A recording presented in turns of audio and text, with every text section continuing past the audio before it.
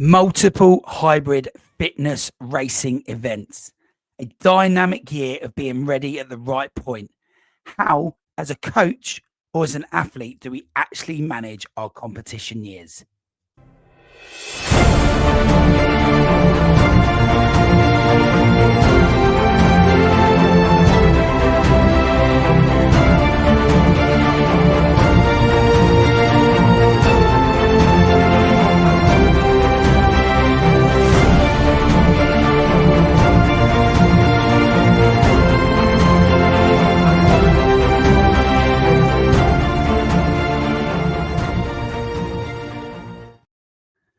Hello and welcome to On the Rocks podcast with me, Coach Marshy. Hope everyone is well and hope the interim since we've been away has been okay for you and everyone has been training hard and competing hard. And as we record, the UK HYROX season is well underway. We've had a Derby, DEKA Fit and multiple Deadly Dozen events since we last had an episode. So welcome back to everyone who is back.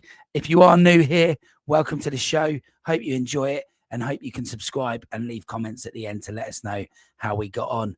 But for tonight, let's welcome in tonight's guests and say hello Mimi and hello Mark. Hello there. How are you guys? Are you all right? Yeah, I'm good. Thanks for having us on the show. Yeah, I'm very good. Happy to be here. Yeah, no, great to have you both on the show. And what I like to do is always kind of tell the listeners whether we have a relationship before or whether you're just someone that I've reached out to randomly. And I think it's safe to say that not too long ago, Mark, in the summer, I think we spent every weekend together for a good 3 or 4 weeks on the trot. We seem to, yeah, for sure we did. Various different events. And then Mimi, we've probably got a long-standing history for people that live nowhere near each other. You've been here at my gym when you trained under Jade, and then you've been back here for a couple of decades as well since. So, you know, I'd say we know each other fairly well in terms of the hybrid fitness space, which is really cool. But it's great to have you both on. What I want to do, start with you, Mark. Why don't you just tell us sort of who you are in the industry in terms of the hybrid fitness scene and what your involvement with that is? Okay, yeah, great. So my gym is called Bodyburn Fitness. We're based in the West Midlands, just south of Birmingham. So Bodyburn Fitness has been around since 2011. So I've been around quite a while, about 14 years as an independent gym, which is quite cool. So we coach all levels of athlete, everyday athletes. But my background goes back into coaching in elite sport as well as your weekend warriors. So I've coached Paralympic gold medalists, multi-gold medalists, professional rugby players, international rugby players, international track and field, netball, American football, and martial arts. So quite a lot of elite coaching over the years. However, more recently, over the last 5 years, I made a conscious decision not to stay within elite sport. I wanted to coach more general population, if you like. And about 2 years ago, 2.5 years ago, I think it was, this HYROX race came around into Birmingham. And everybody was buzzing about it. So we sort of found out what it was all about, had a go at it. And we got affiliated with that. Well, that was our first affiliation. And then we sort of pivoted directly into the hybrid space as a hybrid gym. And since then, we're affiliated with all the world's leading brands. I think it's important as a hybrid performance center to affiliate and surround yourselves with the top brands. So we're not just HYROX affiliated. We're affiliated with DEKA, Afex now, Deadly Dozen, of course. Also Battle Cancer, because that holds a special place in my heart with cancer, as it does with many people, and it's such a great event. It's not particularly a competitive event, but that's not the point of that. It's to raise money and have a great day out. So that's where we are. And then Mimi came into my life, and I'm back coaching in elite sport again, as well as still like the rest of their members. Yeah, no, go on, Mimi. Take over from that point. That's really cool. So I've been involved in sport all my life. But first came across HYROX. I actually broke my ankle playing rugby, and I was really sort of gutted about it.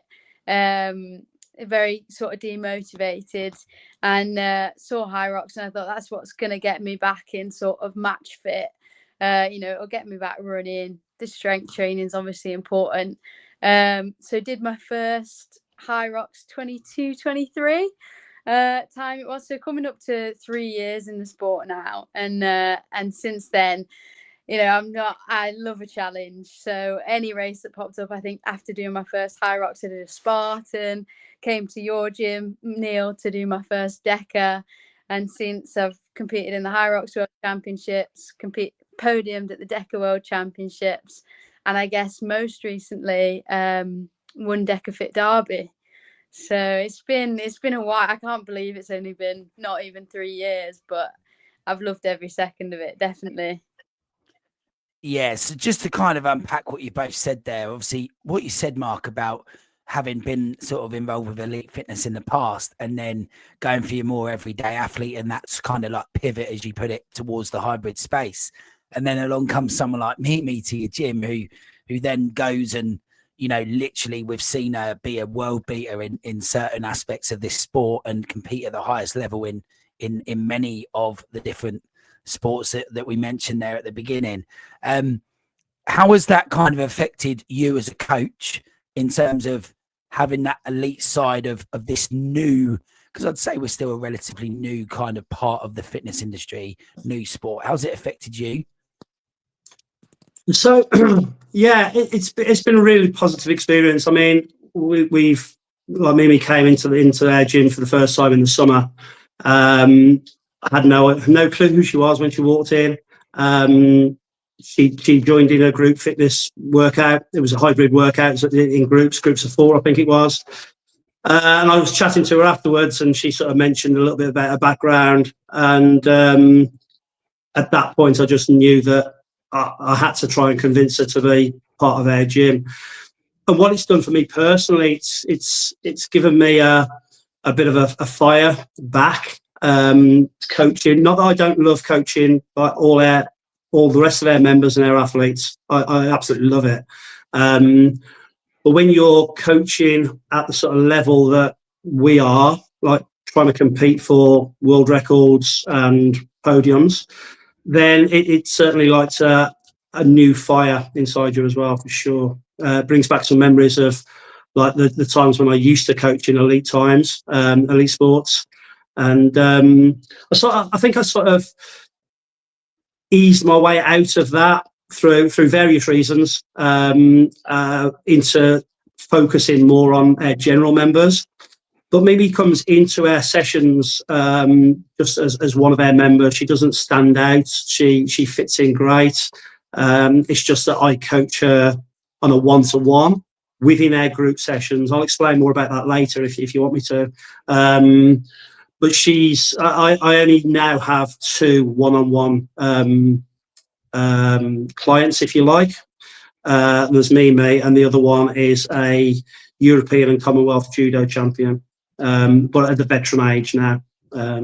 He's been with me for 14 years since the start. Yeah, no, Mimi, it's really interesting because Mark mentions there about like this relighting of the fire. You touched on it. I'll throw into this as well that I genuinely think here in this podcast and my gym as well and the Purple Army, the hybrid space has relit it for me a lot as well, Mark. I've got a really similar feeling to what you've just explained. And it sounds like, Mimi, from your injury, it's kind of giving you that relight of a fire as well. So what are your thoughts on that in terms of the hybrid space? Do you think it might have done that for a lot of people?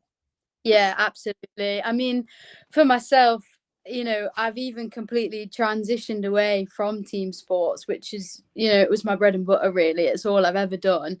A transition completely into this sort of individual solo sport. In terms of when you're competing, obviously there's a whole team behind everyone as well. But it's Yeah, definitely lit that fire. And I think the fact there's such variety that you can compete in, it's not just one race, there's so many, there's always different things to strive for and achieve for. And I think, you know, so many people we see have transitioned from possibly a high level in other sports. You know, if you look at your elite 15, they've all transitioned across from other sports. And I think if you have been doing certain sports for a long time and you come across something as new and exciting as this, it does light that fire, definitely. Yeah, no, it's an interesting point. I don't want to be misquoted here, but around the time of us recording this, Ian over at UK Fitness Racing Podcast has just posted something today where there's been a chap that's talked about there being a lot of failed athletes in HYROX. But actually, once you kind of read on and look at what that means and how it's explained, it made a lot of sense to me. I don't know if you guys saw that, but the idea of what you've just said there, Mimi, is kind of what I think it was getting at, is that, you know, we're not failed in terms of like rugby players, footballers, whatever, but it's has HYROX, and, you know, Mark, you talk about being affiliated with all the big leaders across the world and it being important. Do you think the whole hybrid space is almost starting to give people like a second athletic chance?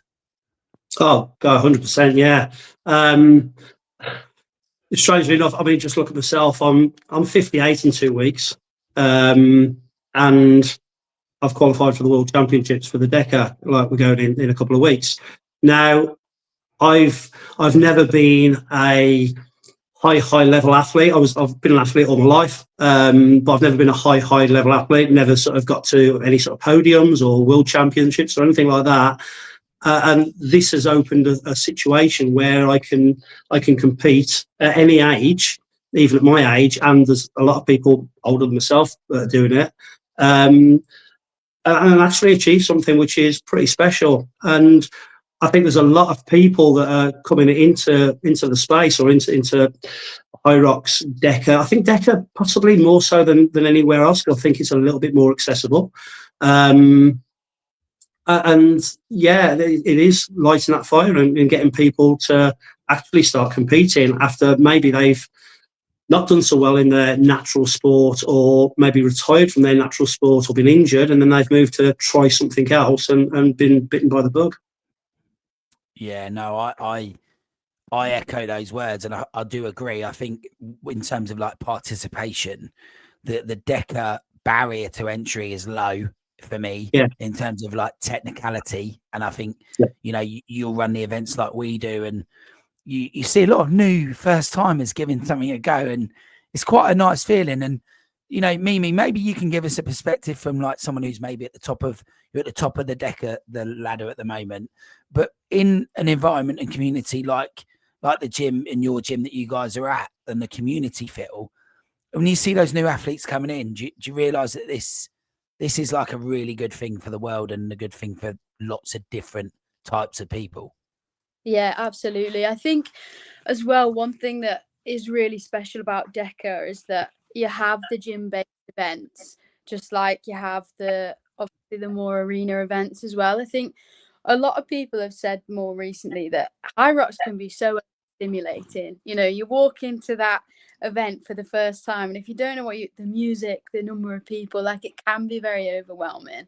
And then when you've got a DEKA where you've got the arena events, which have the vibe and the excitement and everything, and you've also got a gym-based event where actually you just want to compete in something, get a time and a benchmark, and it's a good starting point, and you can do it out of the comfort of the place that you train week in, week out. Equally, there's the different entry levels. You know, if running's not your strong point, you can start with the DEKA Strong. You can build up to the mile, for example, and the fit, which I think is really nice. And actually, I think Yancy spoke about it when he chatted to you. I think when he was talking about Atlas, and it's like it might not be an event that everybody can do now, but it's an event that everybody could do with a block of training to prepare them for it. And I think that's exactly it. There's not a huge amount of technical skill needed.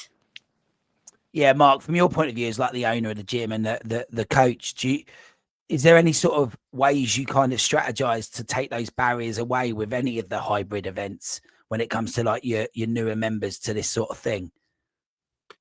Yeah, I mean, we just try and introduce them into the training. Not everybody wants to compete, and that's absolutely fine. But those that do, we sort of get them into the training. And because we run the events from the gym, like the DEKA events and also the Deadly Dozen events as well, because they're both, they're both very accessible for gym-based events, and both very accessible to anybody in terms of low barrier entry. That we get more and more people coming in to do that, and we get a lot of non-members that go to other gyms. Obviously, when I advertise on my Instagram, whatever, that we're holding this event, we get quite a few other people from other gyms coming over and traveling from all over the place sometimes as well, to come down and compete in whichever event it is that we're putting on at that point. Yeah, and let's talk about like kind of being gym owners, you and I, Mark, and then like from your perspective, me as a member, like when you go to say Derby, the DEKA Fit, I don't know what you both thought, but it just felt like one massive party with a bunch of mates that I'd met from all over the place. Loads of them had been to my gym, like you've said. People travel to your gym for your DEKAs and your deadly competitions, and it just felt like this massive community party that I was at, and I just loved it. You couldn't walk more than a few steps without having to have a conversation with someone else, and it was brilliant. And like there were barely any egos with it as well, and it was just like it just felt like a really community-based thing. And what I want to try and capture here before we go into the nitty-gritty of the coaching side and preparing for world championships and everything else is, as communities, try and explain it to someone who's just getting into this and listening to this, what it is actually like when you're in that moment and you know everyone, you've met them, they've been to your gym. You know, what kind of feeling and sense of belonging does that give you to? Let's go for it, Mark. Yeah, I mean, it really is incredible. I mean, I'm sure most gym owners will say that they've got the best community. In terms of hours, it's just so special. It just makes everybody feel so welcome and so as if they've won the world championship. You know, they might just be doing a gym-based event, but I mean, we got some cheerleaders in our crew that are absolutely incredible in terms of bigging other people up. We've literally just come back from Dublin, from HYROX Dublin, this weekend just gone. So I've been back 2 days. We went over for one of our members. It was her birthday. It was her 40th birthday. She didn't know. She thought there was 4 people going. There was 30 of us turned up at the airport to surprise her. She's had the most incredible weekend ever. But the vibe over there and the support was unmatched. And that was exactly the same at the DEKA Derby. I thought DEKA Derby event was, as a one-off event, was probably the best event I've ever been to in terms of exactly what you said. It's that family feel, it's that party feel. Now, I do love the HYROXes, and we've had some great HYROXes, and we've got a lot of people from our gym going, up to 50 people supported and stuff like that. But there's so much going on, and you get splintered all over the place with different times of different races. With a DEKA Fit Derby, we were pretty well situated all in one group. And yeah, it was just such a vibe. It really was.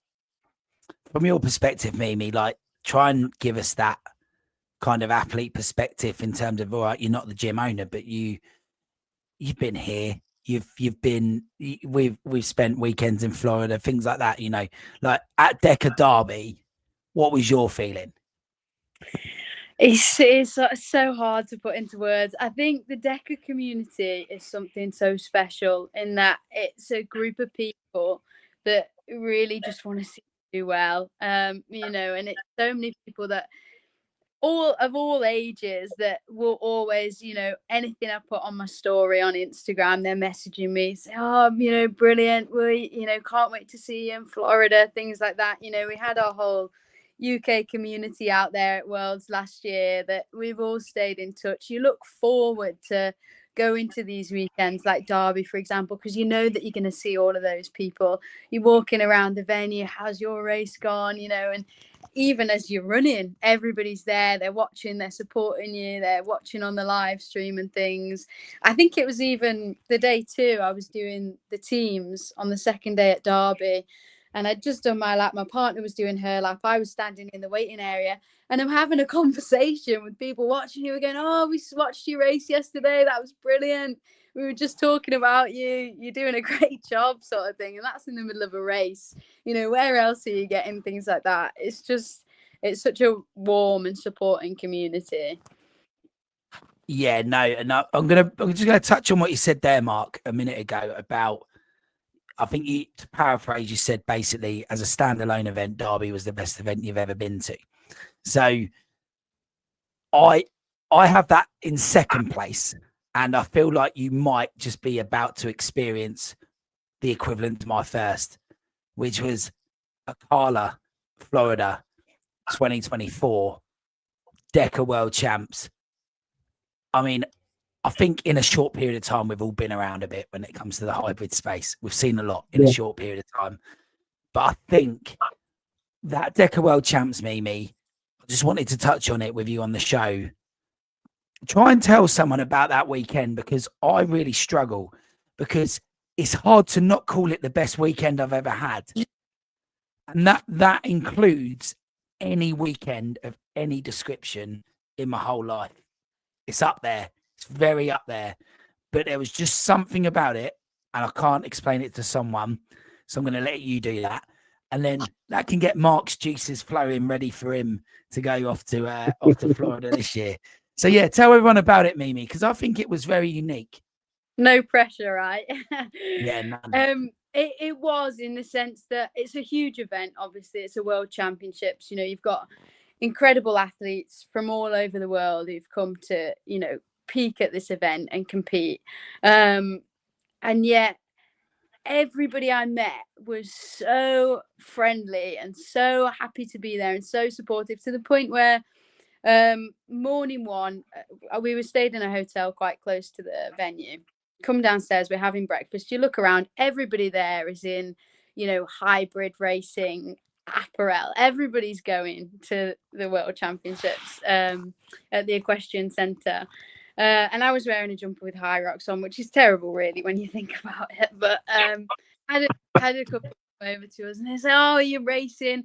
Sit down for breakfast with us. Talk about it." We spent our whole weekend, you know, cheering each other on, and even reconnected when we were in Chicago to, you know, have a catch up. They came just to cheer me on in the race. That's how supportive people are, and I can't wait to go back. Janet and Charles, and we now call them our American family, you know. And it was just so happened that we had breakfast together on that morning. Like, that's the sort of people that you get at this event, alongside it being, you know, a race for world-class athletes. These are the people that you meet there. It's just, I don't know, I've waffled a bit there, but trying to sum up the fact that it is world-class competition, but also some of the nicest people you'll ever meet and the most supportive community. Yeah, it was interesting, wasn't it? Because I guess I went primarily as Carol's coach, and then because of the podcast became the unofficial videographer for the whole of the UK team, really. Anyone who was there from the UK, and, you know, whether it be Chloe and Faye from up the road from where you guys are, or whether it be sort of Anne and Liz and Kirsty and Nikki Firefly, like, I mean, the list just carries on, right? We feel whoever. It was mad. And what I'll say, Mark, is in a couple of weeks from now, you're going to go to something that everything you said about Derby, I reckon you're going to feel it on par, if not elevated, but not elevated in like the hype way of HYROX, but elevated in DEKA's way of doing things. And I think Yancy and the team deserve huge credit for what they've created, even though they always like to joke that they fail forward. But, you know, I think fair play to them. In terms of your expectations, Mark, what is it that you're expecting? You've heard stories, you'd have heard podcasts, you'd have heard Mimi's version. What are you kind of thinking about the whole DEKA World Champs? You know, I'm really quite open-minded about it. I've watched the YouTubes from last year's, so I sort of have some sort of idea of what to walk into, what I'm expecting. I really don't know. I'm really excited. Obviously, I was going anyway. I decided that I was going to go and support Mimi before I had the roll down. So I sort of booked the flights, booked the villa. Then we were fortunate enough to get the roll down, and I'm so excited to go out there to compete. But I think the one thing that Mimi touched on there that I haven't experienced, but I'm really looking forward to it, is getting to know the rest of the UK team and other athletes, because I see names in the group chat that I'm on with, but I've not met or spoken to these people. Everybody seems lovely in that group chat, but I'm really quite excited to meet these people and to become friends with them too, which is hard to do on a group chat, because I spoke to Kirsty quite a bit on messages and stuff like that, and she's a great supporter of us in terms of liking every post that we put on and stuff like that. She's great. But people like Liz and Kathy and these other names that I see, I've never met them, so I'm really looking forward to that too. Yeah, I mean, I'll go on record and I'll just say that I'm beyond devastated for Carol that she's not going to be going, and I'm gutted to not be going myself. Although even if Carol had made it, I was not going to. Unfortunately, I was unable to come due to some other commitments. But it's definitely something that we've already penned in for 2026. We've kind of gone, do you know what? If it clashes with anything, we're just going to go anyway, and we're going to kind of fob off anything that might clash with it that weekend. Which, you know, sometimes you've got to do the right thing as a coach, and when you've got 37 new athletes going into a HYROX for the first time, you need to make sure you do the right thing. So I've definitely done that, and I want to see my guys compete at that HYROX. So I'm unable to come across, but you know, I think you guys, I'm ready to have a few of you guys on, like 3 or 4 of you on after, just to kind of get a bit of like a review. Some of the guys that perhaps went last year, and then some new perspectives as well, just to kind of see how they did this year. Because if you talk about growth curves and natural growth curves, you'd like to think there'll be a year-on-year growth, just as I think we've seen in HYROX as well. But from a kind of like more serious perspective, then, like that coaching side of things, and you know, how you're working with Mimi, Mark, and Mimi, how you're kind of managing yourself at the moment in terms of preparations. You know, it's really, Birmingham HYROX is not that long ago, and there's competition entries there. You got various other comps throughout the year, but you must have had a good idea you were qualifying. From your perspective, Mark, Mimi was qualifying. You could see that early on in the year, probably, that she would be in that top 15, and then actually, as it turned out, because you won the race in Derby, are you actually going to be now in the elite competition for Worlds? So I've decided, it was a hard decision, definitely. Obviously, this year, the elite category changed from 15, which it normally is, to 30. I think I was sat at about 45, something like that. And I'd say personally, as an athlete, my biggest battle has always been my mindset. And so when it came down to the decision for me, I want to feel like I have earned my place on that start line. And for me, having a category that's normally 15, that's increased to 30, and then getting a roll down to 45th, I wouldn't have stood on that start line and say I deserve to be here.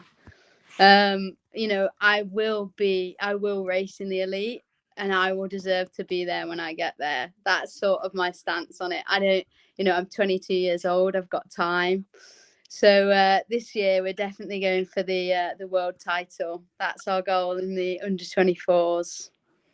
Yeah, and obviously, just for anyone listening, silver last year, which was, you know, I remember it unfolding. It was a dramatic morning. In fact, it was a dramatic morning for the whole of the UK athletes. I think there was probably so many more of you on the podium than perhaps any of us really expected to be. And I think the Americans, you could feel like they were pleased for us, but they were pretty annoyed that we knocked them off their perches as well. But with what Mimi's saying there, Mark, with the decision-making process and the mindset, and then the goal of going for gold, from your kind of perspective, you know, what are your thoughts on sort of the process? Obviously, you've been with Mimi and been part of that process, I'm sure. But what are your thoughts on it all?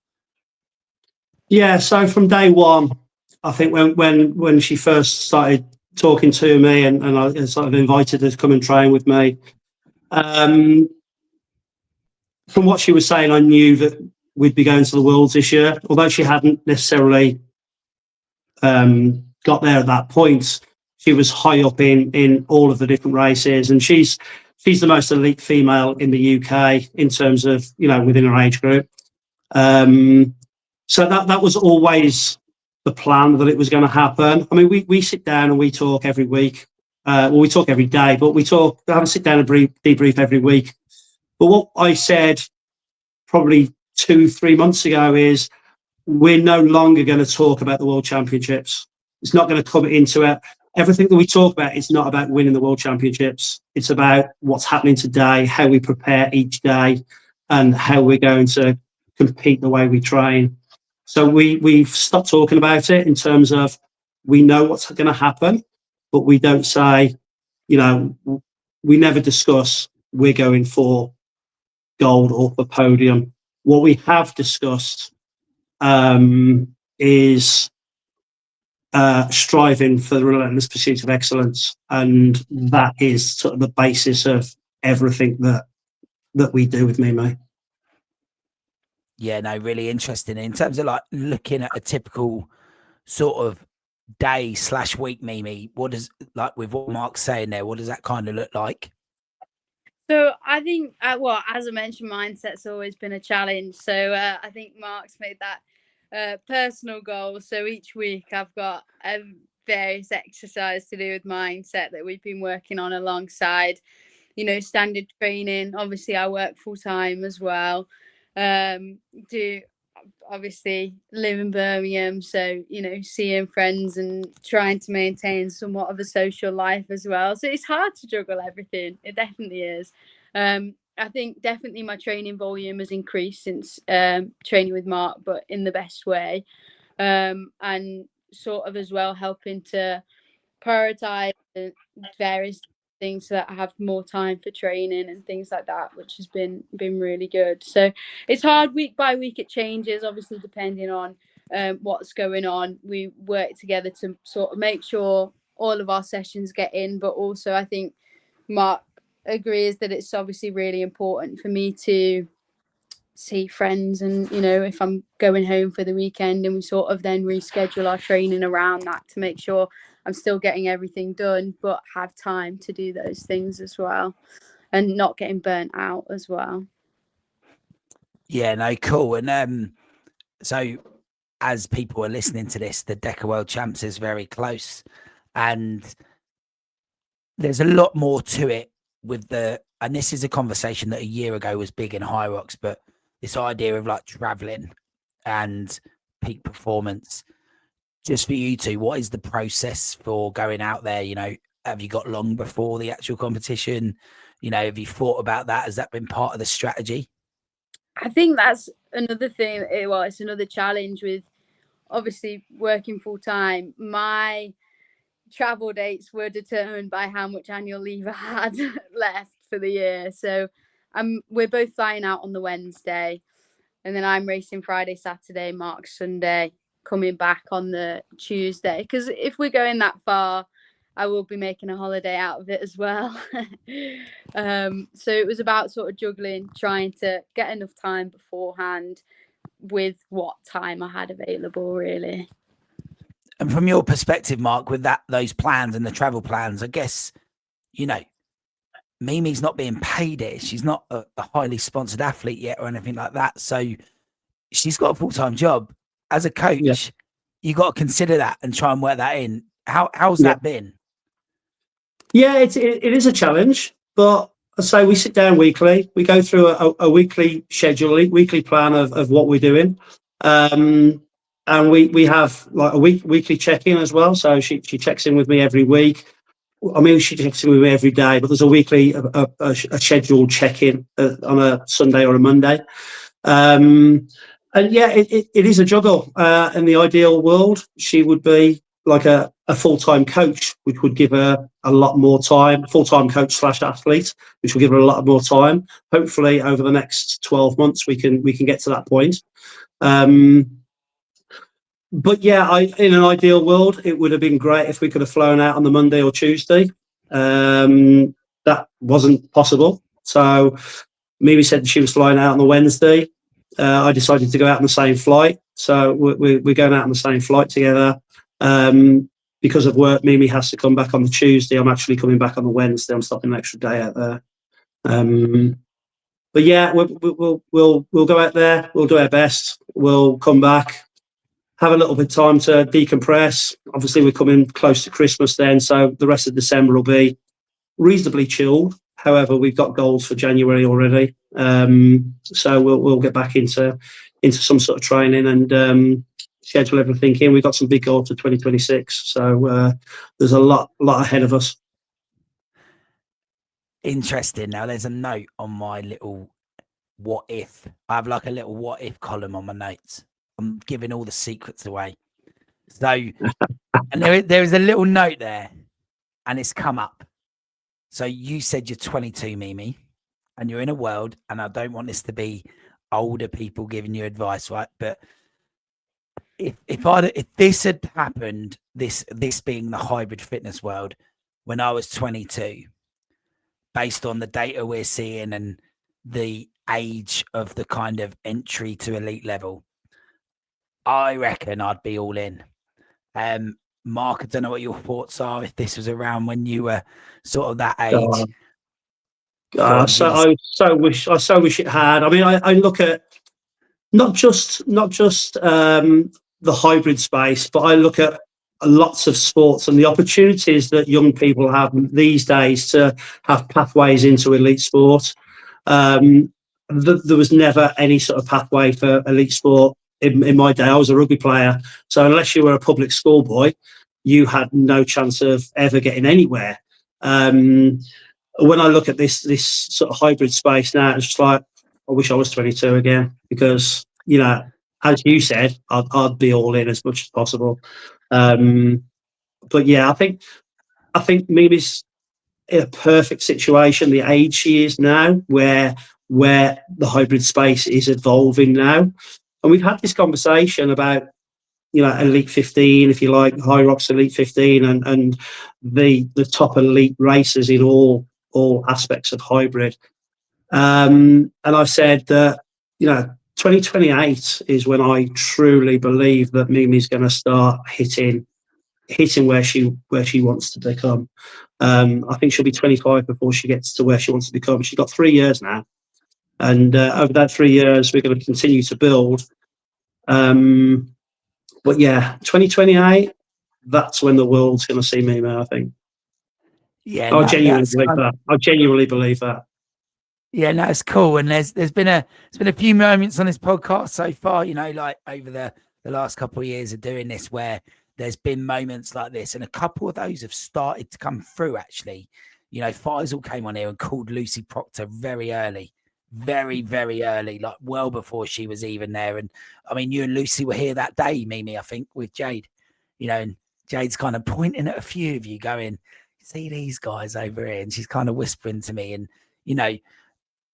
The question with this little what if box that I've got on my notes is, where's the limit? What do you think you can do? What do you want to do if you could do anything? That is a big question. I mean, we've had this discussion. It's funny. By the way, Mark and I have not exchanged notes or anything. So that's just a legit question. I mean, obviously, you know, I've got sort of dreams and goals and things like that. If I could be professional in this sport, you know, I'd do whatever it took to get there. Obviously, that's the dream. I think. Oh, you really caught me with that one, actually. I think there's a lot to come. You know, I'm not. And interestingly, me and Mark had this conversation the other day. My argument was that I don't feel I have a natural talent in this sport. You know, it's not something that I come into looking at like the likes of Lucy Proctor, comes in and runs like sub 70 in her first race. That was never me, you know. I came in and did like a 125 open, but I'm chipping away, you know, and I'm a workhorse, and I believe that I'm nowhere near my potential. I think I've got so much more to come. And I think even if you look at sort of my results over the last year, the progress I've made in this last year is huge, and there's so much more to come, honestly. Well, you know, they say that cliche one, hard work out beats talent any day. You know, Yeah. that you got it. And I have watched you race a lot. You know, it's just you happen to have done it in my gym. I've seen you at many HYROXes since we first met, and I've also watched you at the DEKA Worlds. And it was quite easy to follow all the British team at DEKA Worlds, so it was good to watch you all individually. And that was what I was there to do in the end. It was great. And yeah, I mean, I think you're right, Mark. There's a lot to come from this girl, and it's exciting for us people that are like, I don't know what you want to call us, media enthusiasts, whatever we are. But it's exciting when there's people like you around. I don't know what you think, Mark. Yeah, absolutely. It's the grit that she puts into every training session, the resilience that she's got. Yes, we've worked on mindset, and we'll continue to work on that because you know, she said herself that may be a sort of downfall so far, but I'm working hard to turn that into a strength. Nobody outworks Mimi. She'll keep going, and she's very, very coachable. Whatever I ask of her, she'll do. She'll ask questions why sometimes, which is good. But she'll do it. And having somebody that is so coachable, that works as hard as she does, with the talent that she's got. I know she says she's not naturally talented, but she's come from a sporting background all her life, so she does have some talent. But she's right that she hasn't got the most natural talent, but she has got the work ethic, the grit and the resilience, and the attitude that will take her to where she wants to be.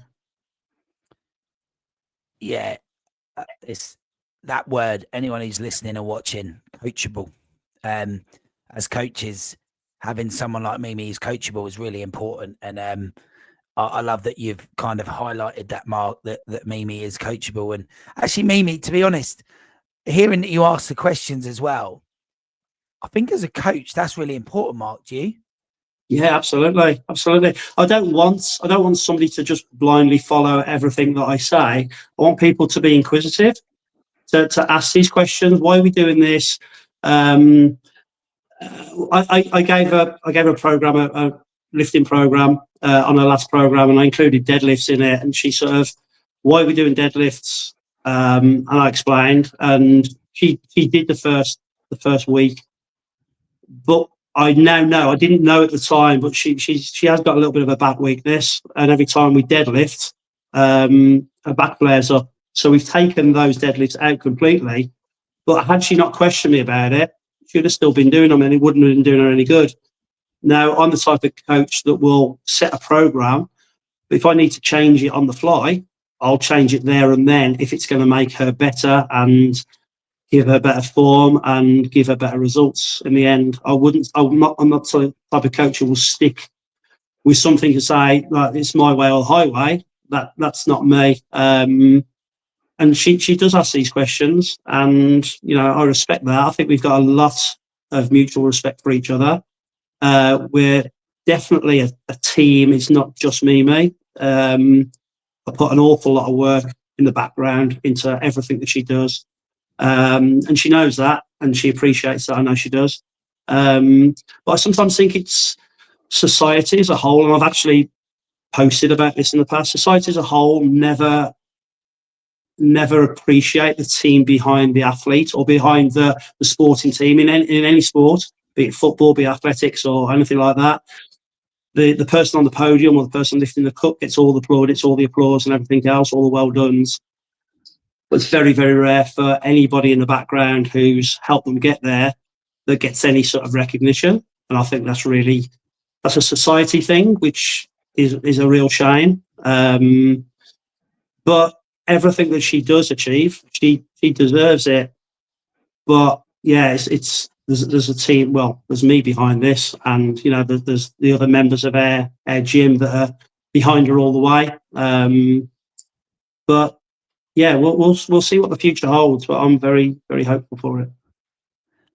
Yeah, Mimi, any thoughts on that? Because I hear Mark, I hear what he's saying, and I kind of I take the point about society as well. Like I hear that because whether it be in the F1 in the coming weeks or like something like the Tour de France, it looks like the most individual thing in the world, but really there's other people behind that as well. So, what's your kind of thoughts and take on that?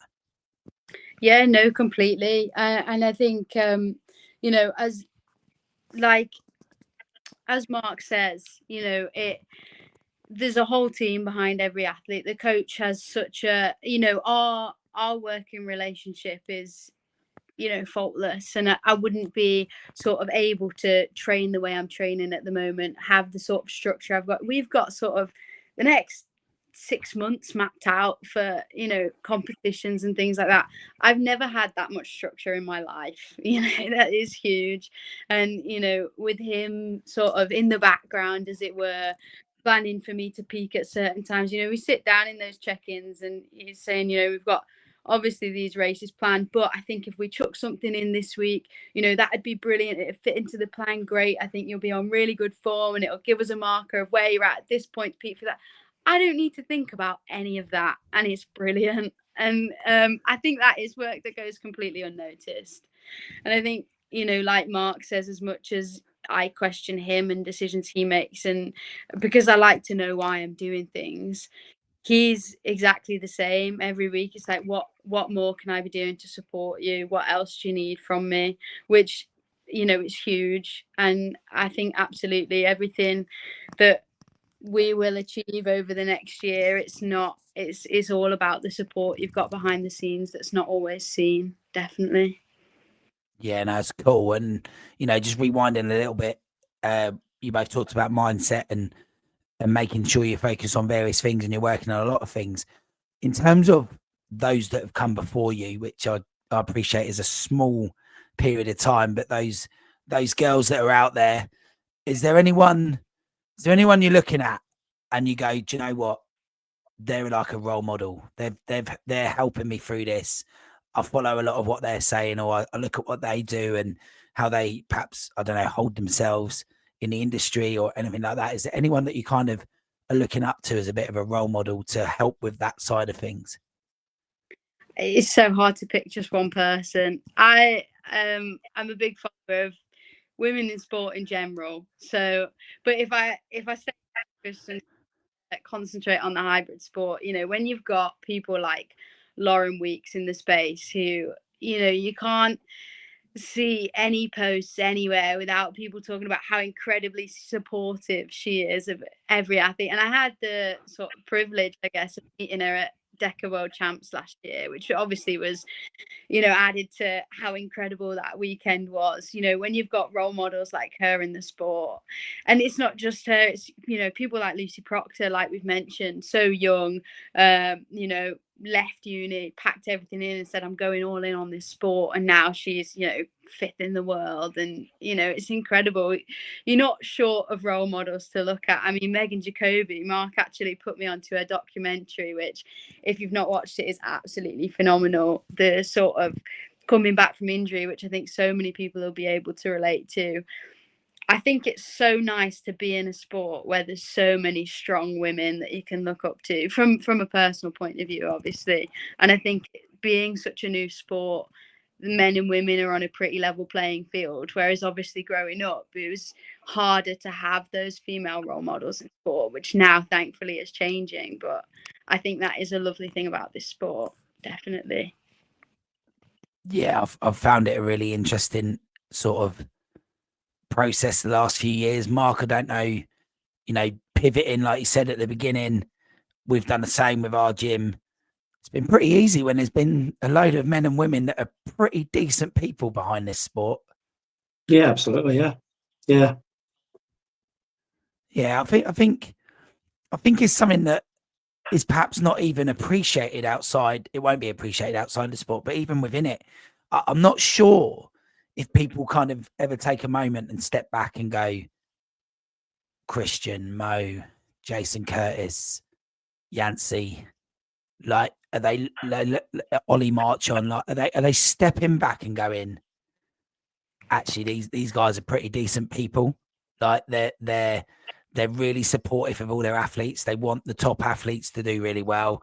And then within those athletes, like Lauren, I've had the privilege to talk to Lauren quite a lot at various events, and it's always about supporting everyone else in what she says. You know, even though she's the most phenomenal athlete, it's always about everyone else and how great it is to be there with the girls and be on the start line with these amazing people. Like, but it's not even lip service. It's real. She actually really believes what she's saying as well. And, you know, same with Meg and everyone else, you know, they all seem to be that way. And even the boys, you know, after an initial kind of period of time where you thought the boys are a little bit more like argy-bargy and competitive, really, it's all just fun banter, really. And it's a great place for us all to be in, I think. And, you know, you're off to DEKA Worlds, you're going to have that moment where there are going to be those people there. From the weekend, other than hopefully a gold ram, what is it that you want to sort of get out of it as an athlete? Is there anything you want to get out of it as an athlete, even you, Mark, as an athlete, but as a coach as well, Mark? What is it that you guys would bring home from that weekend that you would go, that was a good weekend? Well, I'm not really sure from my point of view because I've not experienced it, and it's going to be the first time I've ever been to any sort of World Championships to compete in. I really don't know what to expect other than what I've sort of watched on YouTube from last year. I'm looking forward to getting out there, as I said earlier, to meet the rest of the UK team, make new friends, support new people. And just take away the experience and the memories from that, and obviously be cheering on from the sidelines for everybody, but particularly for my athlete to hopefully come back stood on the top of that podium. Yeah, and for you, Mimi, what would you see as being successful for that weekend? Is it a family affair? Yeah, my mum's coming, which is, you know, it's so nice that that's something we get to do together as well. I think from an athlete perspective, the bar is always moving, if you know what I mean. It's never, I think that it's very rarely you stop and look around and in the moment of this is what I've achieved. It's always like, right, what's the next thing? Next time, if I do these things, I'll shave this much time off. And I think that this year especially, I really want to take it in, the fact that I'm at a World Championships. You know, obviously I want to PB, you know, I want to podium, I want to come away with that, complete my set with the golden ram, you know, but I want to appreciate the moment, recognize the work that's been put into it and the fact that I've got there. I'm also racing in the elite teams with Lee as well, so that will be my first sort of exposure to an elite race on sort of a world stage. So that'll be, I think, a learning curve, definitely, but a really good experience nonetheless. And like Mark said, being in the community, it's just, you can't top it. It's such a good bunch and I'm really excited for it. Yeah, so which races are you in with Lee? Mile teams elite. That's cool. With yeah, probably with Bubbles and the whole underdog crew shouting at the same time as well, you know. That'd be pretty special, actually.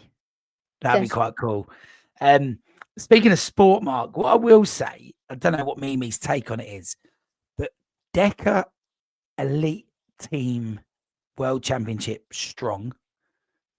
So team strong, elite wave.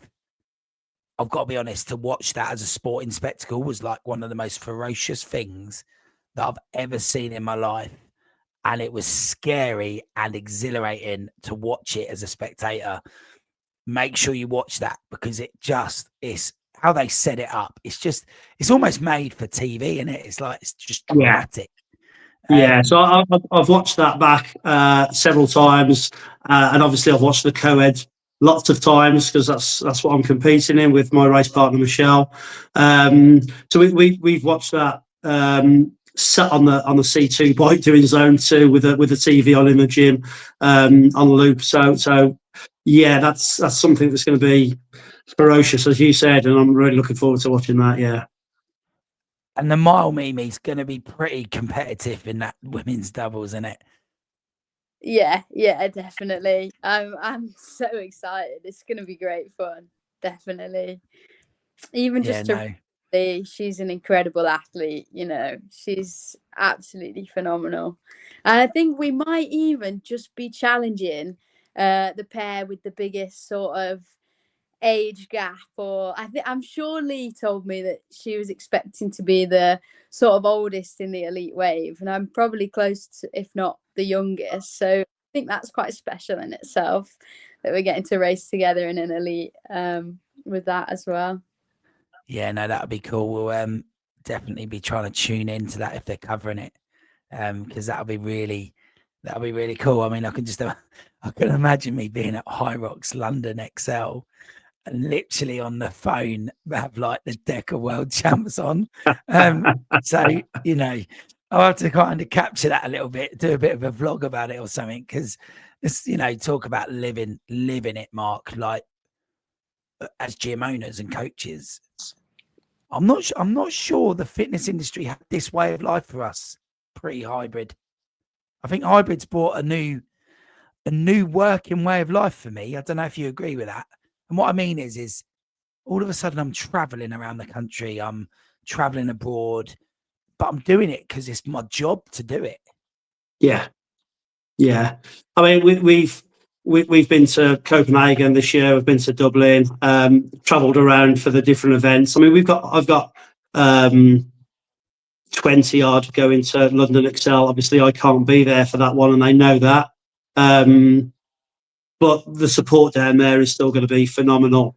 But yeah, you get to travel around and meet these new people and see new places as part of your job. Now, I've never been in a job before where I've travelled that much. And when I have travelled in my previous job, I was literally going into an exhibition centre and doing a job, or going into a shop and doing a job, and then coming back out again. I never got to see anything, or have an exciting time whilst I was working. Whereas it's not working, is it? As a gym owner, if you love what you do, as I do, it's not work. It's something you do for nothing.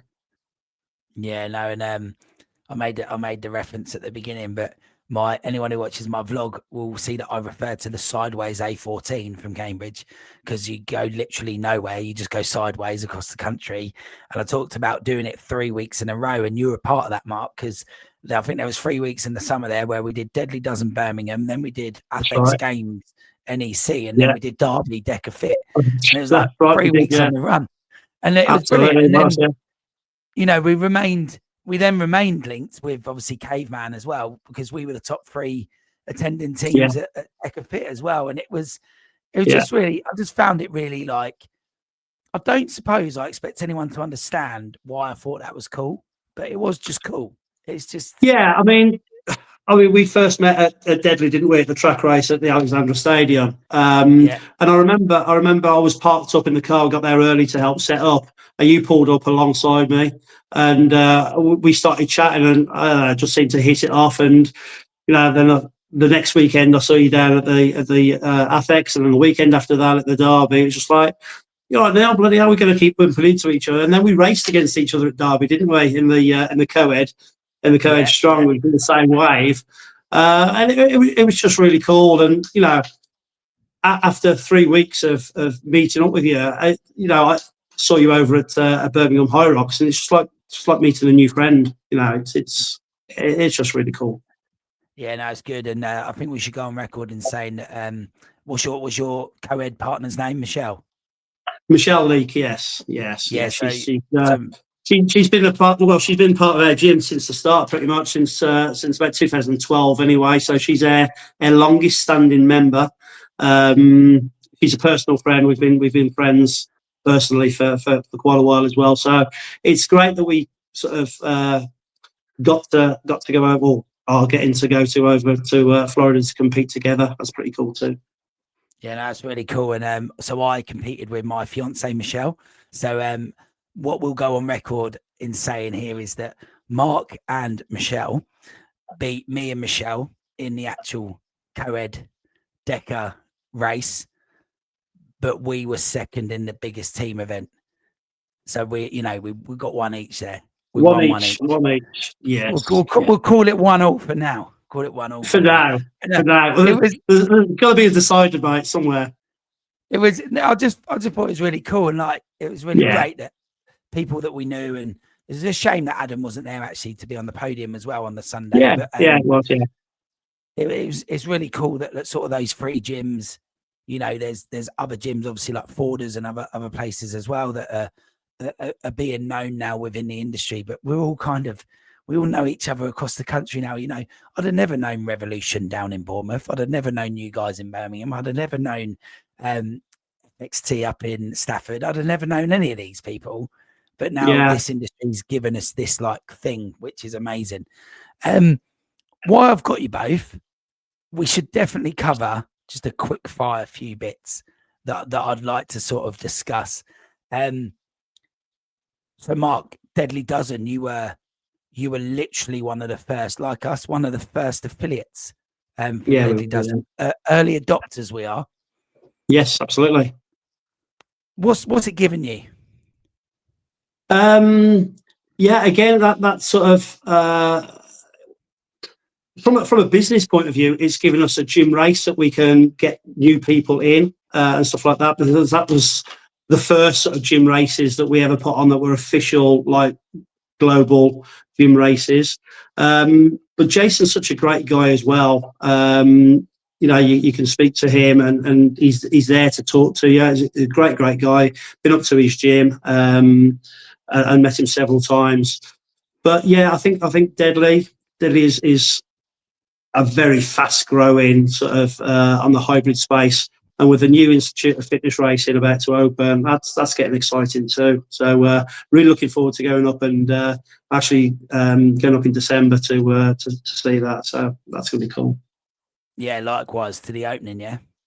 Yeah, that'll be cool. Mimi, Deadly Dozen. Have we seen you on that? We're not seeing you on that yet. Not We're going to see you on that. It's coming. I haven't done one yet. I was gonna do Lee Valley last year in the summer. But I think was that just after HYROX Worlds? Or yeah, I didn't end up going. I was just before it was just before, I think. Yeah. So, ahead of that, I think I was just really tired from training and preparing for that, and decided not to go in the end, even though I had a ticket. But I've got 3 deadlies booked, solo, relay, and a doubles. So going all in. That's is it April, Mark? April. We got the one in Macclesfield on the 11th, and then Lee Valley on the 25th. So it's pending. Yeah, so I'm going to ask the question because I'm a podcaster. I've got to ask it. Is this with the view that will then get you into the British champs, hopefully, and then the hopefully the world champs?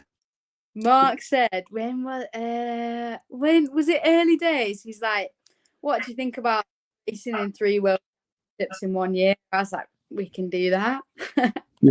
Yeah. That's one of the big goals for 26. It's HYROX World Championships, which is now ticked off. Which is ticked off as a double anyway. We've still got the solos to try and tick up. The Deadly Dozen and the DEKA. And I've thrown AFEX finals into the mix as well now for her as well. So that's possibly four world finals to aim for 2026, which proves that she's a true hybrid athlete and not just a HYROX athlete or a DEKA athlete. Hitting 4 of the world's biggest races with the aim of getting to the worlds. Definitely 100%. We're definitely aiming for the UK Championships in Birmingham for Deadly, and hopefully for the Worlds after that.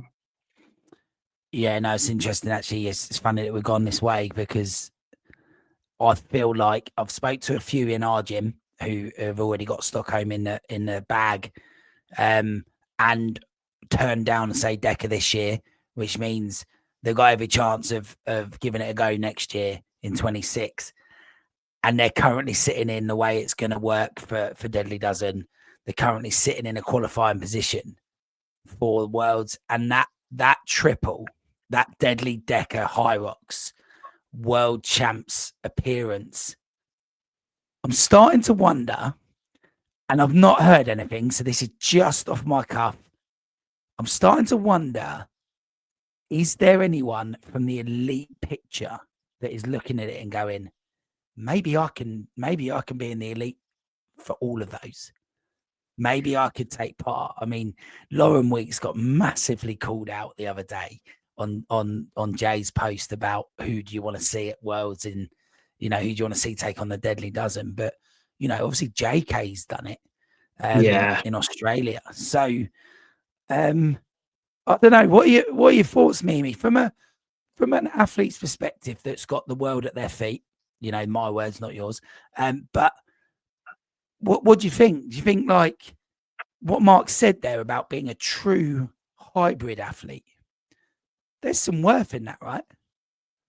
I think so. I think it's all about being versatile. Obviously, I mean, Lauren's got the records in HYROX and DEKA, so no questions if she goes for Deadly, you'd expect sort of a record-setting performance. But I think from a personal point of view, if anything, it just keeps your training interesting. I think it makes you a more well-rounded athlete. I think, like we were talking before about lighting that fire, if you just focus on one thing, and maybe it's saying more about my attention span, but I think that fire can sort of die down. But if you focus is right, I'm focusing on this for this chunk of time, and then my HYROX or whatever, and then my focus is going to swap for Deadly for this chunk of time, or whatever it might be, or you're mixing them all in together like we do at the gym. We have sort of HYROX sessions, hybrid sessions, which are combinations of them. It keeps training interesting. It keeps you working in all your different energy systems. I don't see there being any flaws to it. Yeah, no, absolutely. And from a coaching perspective, Mark, does this excite you, like that there might be athletes that want to have a good old pitch at all three of them, or like even more than that, more than three of them maybe, but the major three at the minute? How does that make you feel as a coach? Oh, mate, it's so exciting because we've got other athletes, other members that are very, very capable of doing this as well. Mimi's the one that's going to the Worlds for DEKA at the moment, but we've had other athletes that qualified. I think we've had 5 or 6 athletes that qualified for the Worlds that couldn't make it this year, that will be definitely looking at it for next year. We've already got pairings for Deadly Dozen that I truly believe can get to the World Finals, particularly our men's doubles pair, or one of our men's doubles pairs. I think without a doubt they're going to get to the World Finals for that in Deadly. DEKA, we've got people that are topping the table within their age group now. So yeah, within the gym, it's really exciting, especially when you consider that we've only come into the DEKA space this year, Deadly last year, Affex this year. So these are like new affiliates for us, if you like. I think we're only affiliated in March with DEKA. Deadly was last year, only affiliated in September, I think it was, or maybe even last month, September, I think it was for Affex. So yeah, we've got more than just Mimi that can be pushing for these top places. Yeah, no, it's really cool. It's really exciting. I echo all of that as well. So two more things. First one's a bit fun. You must have seen Yancy and Jay had a nice conversation on Zoom or something, because they posted it on their Instagrams. So Yancy and Jason Curtis had a chat, and all we know is that they had a chat. But the way Jason Curtis has kind of like held himself and presented those other races, HYROX and DEKA, the videos he did, when you see Yancy and Jason get together online like that, does that excite you about what that might mean? God, yeah. Who knows what they're cooking up? But yeah, it's definitely exciting. I think the whole hybrid space at the moment is so exciting because it's moving fast. I mean, Jason's announced today that there's going to be a new race, hasn't he? He's put a little bit of a clue out there with a barbell. I mean, that ticks my boxes as an athlete personally, because that plays to my strengths. So yeah, you put two big minds together that are heading up two of the biggest races in the world, and yeah, what could that bring? That could be something super special, couldn't it? Mimi, thoughts?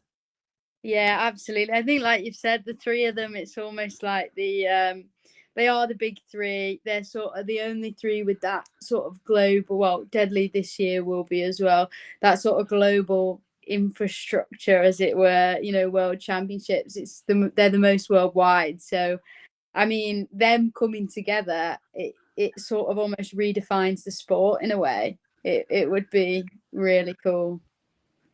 And for me, defines the sport that we're all together, that we're not, is not there's always going to be business competition, but actually for them to be the way they are at the minute is, well, firstly, it's a credit to the two people, which we do know and we have met, which is easy to say when you met them, but to see that in public is brilliant as well. And I think it's definitely exciting. I'm really excited for it all, actually. So yeah, no, it'll be interesting. And just to touch on that, Mark, you talked about the Institute of Fitness Racing that the Jason and the Deadly Dozen team are about to open. Rumour has it there's a travel lodge just up the road. I mean, other hotels are available, but we may become local residents of that hotel, and we may be in there quite often. Possibly, yeah. Yeah, no, it's definitely exciting from a coaching perspective to have someone like Jason's experience and knowledge as well, to be so in tune with us and so like in the industry that we're in. It's really great to have him in the world of hybrid fitness racing or conventional fitness racing, whatever you want to call it. But that's another episode, I'm sure. So last question then, from both of you, what would you kind of recommend, maybe top 3 tips or major tip to consider for people that want to race across these multiple disciplines of hybrid fitness racing, sort of from an athlete's perspective, Mimi, and then from a coaching perspective from you, Mark? So go on, Mimi, what is it that you would say to someone who, as an athlete, wants to race across multiple race types? I think you've got to keep your training varied. So obviously with, from DEKA, mile up to a HYROX, your runs, you need to be quick over 160 meters up to a kilometer, so in terms of your training, varying your interval lengths, tempo runs, obviously everything like that. You obviously need a good strength base for HYROX, but that's not going to slow you down in any of your other races. Even though Deadly might be sort of your more muscular endurance, training both of those things, it's only going to complement you as an athlete. Obviously, DEKA and HYROX have your ergs, which is equally really good cross training. I think it's probably the best way to do it. I think if you're just focusing on one, training for all three probably makes you a better athlete. It's probably going to improve your performance across all three. I don't know that really answers your question, but no, I think it's a great answer, actually. It's one that I agree with. So yeah, no, from a coaching point of view, I would agree with that, and I think it's a great answer from an athlete's perspective. To hear an athlete of your kind of caliber say that is probably going to reassure a few people, I'd imagine, because some people are questioning that in our gym, and I've tried to explain almost exactly what you just said. So it's great to hear that come from another perspective as well. From a coaching perspective, Mark, same question. If you're talking about you're coaching someone across those 3 disciplines, what kind are you looking at? What are those major tips for the athlete, but also for the coaches out there as well? Yeah, so expose the athlete to the variety that Mimi's just mentioned.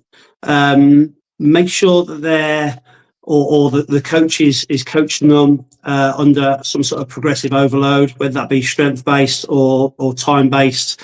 Progressive overload for me is the key to everything. Make sure that you're like if you're just a gym goer that wants to get into it, make sure you're at an affiliated gym or at least with qualified coaches that aren't just PTs, that are qualified in hybrid training. Like myself, I'm a qualified HYROX coach, performance coach. I'm also a master coach for Deadly Dozen. The others at the moment, they haven't got qualifications behind them, but find somebody who's actually qualified in coaching in our style, because everybody thinks they can coach it, and some of the sort of programs that I've seen are literally just cut and paste from Instagram, and that's not going to do you any good in the long run. It might get you to a certain degree, but just taking the cut and paste Instagram workouts, it's the same. I liken it the same as following Arnold's lifting program from the 1970s, and nobody else looked like Arnold, but everybody was copying what he was doing because he was doing it.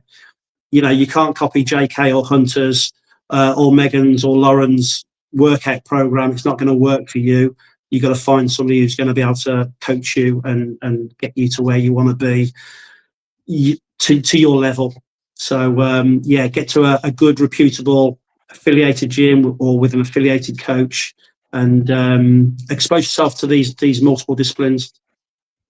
Yeah, no, thanks very much, both of you, for those answers, because I think they were really important, and they were really good perspectives for people to kind of take on board, especially anyone who's listening to us right now that is fairly new to the space as well. And we, our stats suggest that we get quite a few of those listeners. So it's interesting that you've both given those perspectives, and very helpful indeed. So yeah. Anyway, guys, I reckon we could probably talk all night, and there's probably multiple episodes that we could do. And we will definitely have you both back on the show for sure. If anyone wants to kind of follow this journey for you as individuals, but the gym as well, we'll whack it all in the description as well with the episode. But where can they look and find you? Mimi, you go first. I'm Mimi's running around on Instagram. Sums it up, really. We're Hybrid Gym Birmingham on Instagram. I've got a couple of different ones, but the main one for the gym is Hybrid Gym Birmingham. Brilliant. And like with our gym here, look out for Deadly Dozen and DEKA events at your gym, Mark. Yeah, we've got one of each booked in for one for January, one for February. Fantastic. Brilliant. Absolutely brilliant. So thanks very much to you both for coming on the show. And to everyone out there that listened, there's so many golden nuggets in that episode that hopefully will either inspire you, give you some advice, point you in the right direction. And for anyone that has listened that thinks there's someone out there that might get something out of this episode, please do share it. Please like, subscribe, comment, share. We're only the little guys, and we're all here for fun and for passion, and it does make a massive difference. And I'm sure Mark and Mimi will follow any comments on the various platforms in regards to this episode. So if you've got anything that you might want to quickly fire at them, whack it in a comment wherever you're listening or watching this, and hopefully they can jump on there and see if there's some comments and answer those questions. But thanks again to you guys for coming on. Really appreciate your time. And to everyone who listened, thanks for coming. And we hope to speak here more again on the Rocks.